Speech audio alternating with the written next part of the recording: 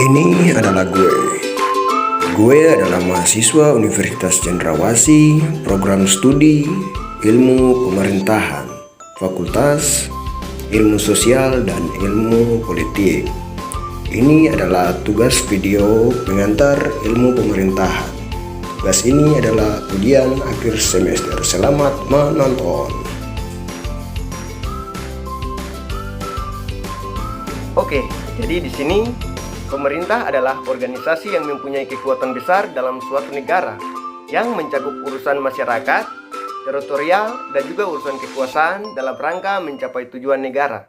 Dan sedangkan pemerintahan yaitu mencakup eksekutif, legislatif, dan juga yudikatif. Dalam arti sempit dia mengandung eksekutif. Jadi di sini dapat disimpulkan dari yang paling besar sampai yang paling kecil dalam pemerintahan dan pemerintah. Di sini dalam ruang lingkup yang paling besar ada yang namanya ruang lingkup pusat.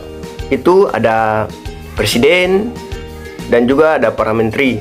Amerika ini yang disebut dengan pemerintah.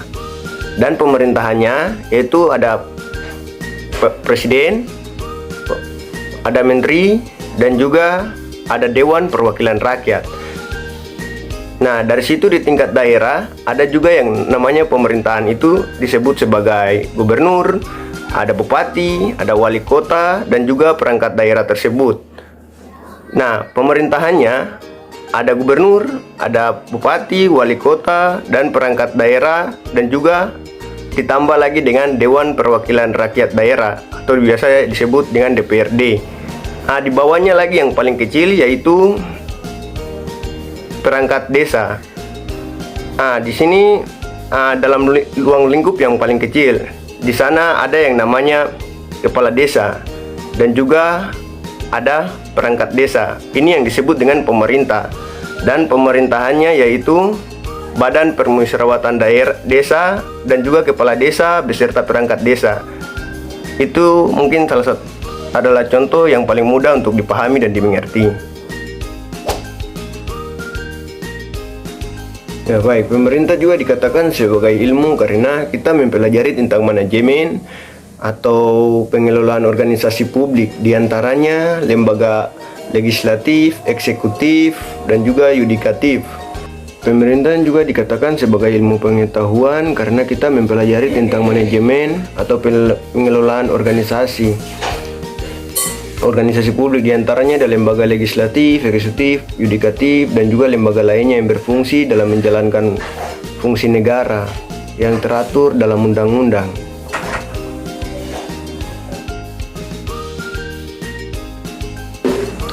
Jadi, mengapa pemerintahan adalah kebutuhan? Jadi menurut saya, tanpanya ada pemerintah, maka masyarakat itu tidak akan hidup secara aman.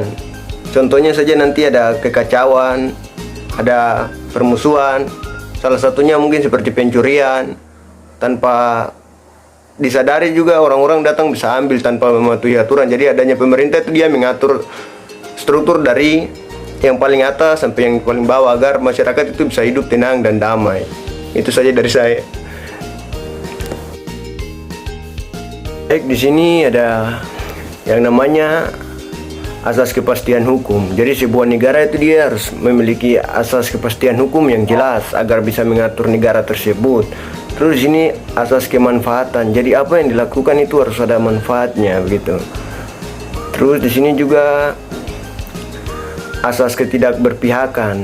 Ini dalam arti jika Anda memiliki sebuah jabatan, jangan karena kepentingan pribadi Anda menyalahgunakan hal tersebut dan Anda berpihak kepada keluarga-keluarga Anda begitu. Terus asas kecermatan. Jadi apa yang Anda buat itu harus selalu sesuai dengan data-data ataupun apa yang Anda buat itu harus dicermati, dalam arti harus benar begitu. Asas tidak menyalahgunakan kewenangan. Jangan karena Anda ada di posisi jabatan yang sudah baik, Anda menyalahkan kewenangan Anda itu untuk melakukan hal-hal yang tidak benar. Di sini juga asas keterbukaan. Ini kita harus berbaur, harus melakukan hal-hal yang baik. Asas kepentingan umum.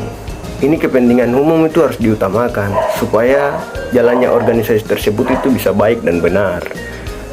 Terus asas pelayanan yang baik. Jadi sebagai pemimpin yang baik atau siapapun Anda harus menggunakan pelayanan yang betul-betul baik agar bisa tersampaikan apa yang Anda lakukan kepada orang lain itu bisa tercapai begitu. Itu saja mungkin pemahaman dari saya.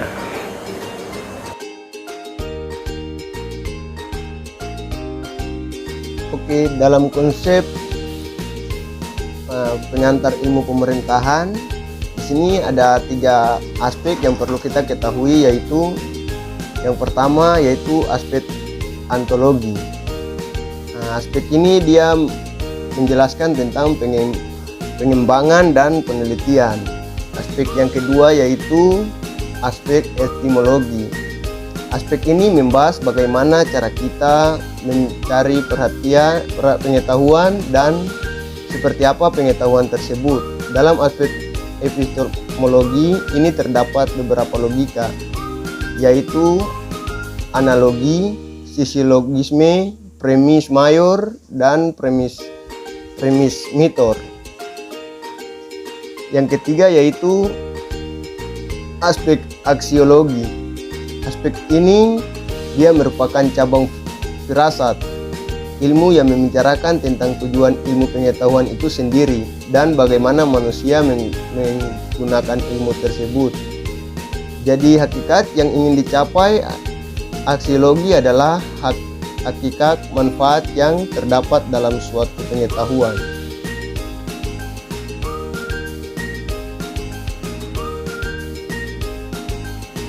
Kekuasaan dalam pemerintahan yang bisa kita ambil yaitu contoh yang paling mudah yaitu negara kita, yaitu negara Indonesia. Kekuasaan tertinggi yang ada di negara kita yaitu dipegang oleh seorang presiden, yang dimana kita itu adalah negara demokrasi.